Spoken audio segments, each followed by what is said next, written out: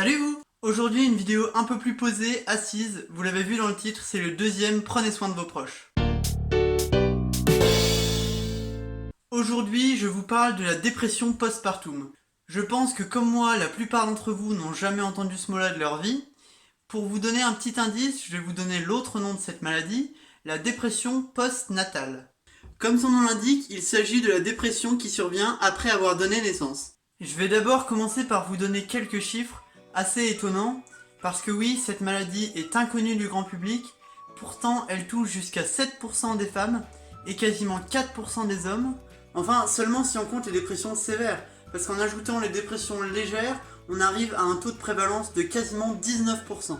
Ah oui, c'est ce qu'on appelle le baby blues aussi, non? Eh bien, c'est une excellente remarque, parce que c'est totalement faux. Le surnom du baby blues, c'est syndrome du troisième jour. Donc comme son nom l'indique, il arrive environ 3 jours après l'accouchement.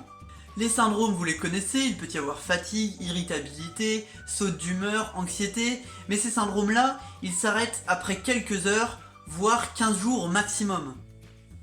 D'ailleurs, au contraire de la dépression postpartum, le baby blues est naturel. Il touche environ 80% des femmes et on l'observe même chez certaines espèces d'animaux. Cependant, malgré le fait que ce soit naturel et qu'il se dissipe assez vite, il existe quand même des moyens de parer à ce baby blues qui est quand même un peu compliqué dans la vie de la mère. Tout d'abord en parlant à ses proches, à son mari, afin de pouvoir se faire aider et accompagner. Ensuite, entreprendre des activités avec son propre bébé, ça aide beaucoup justement à passer au-dessus de ce baby blues. Et enfin, prendre du temps aussi pour soi, prendre soin de soi malgré toutes ces nouvelles contraintes. Malgré toutes ces petites astuces, le baby blues dure peu de temps et souvent ne nécessite pas l'aide d'un psychologue afin de s'en sortir. En revanche, la dépression postpartum n'est d'abord pas aussi courte, mais en plus pas aussi immédiate.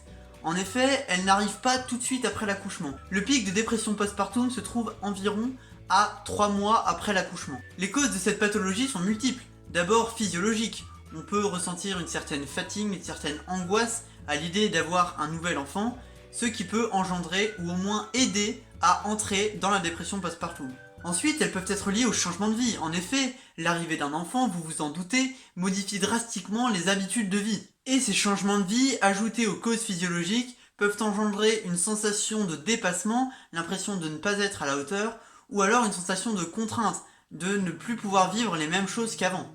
En dehors de toutes ces causes, il existe aussi des facteurs de risque. En effet, en fonction de l'environnement et de la personnalité de la mère comme du père, la dépression postpartum peut faire plus ou moins de dégâts. Ces facteurs sont très souvent liés à l'environnement social de la personne malade.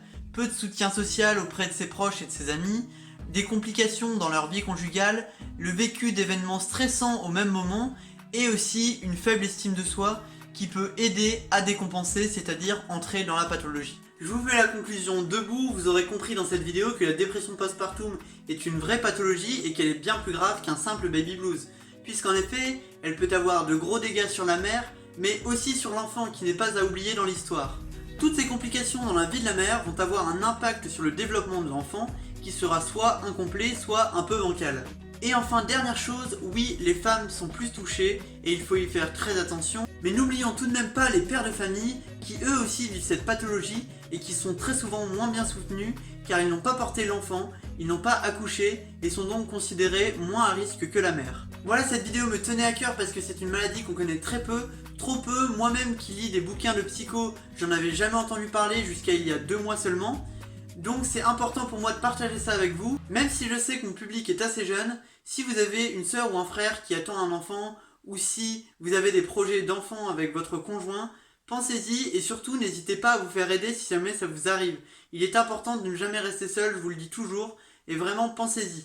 Je tourne ce rush après avoir fait le montage de la vidéo, je me rendais pas compte qu'elle était aussi courte, donc dites-moi dans les commentaires si ce genre de format vous plaît plus ou moins que l'autre. Bon, en fait, c'est surtout lié au fait que je n'ai pas de témoignage, je n'ai pas vécu, donc je peux pas vous en raconter beaucoup plus que les recherches que j'ai faites sur internet.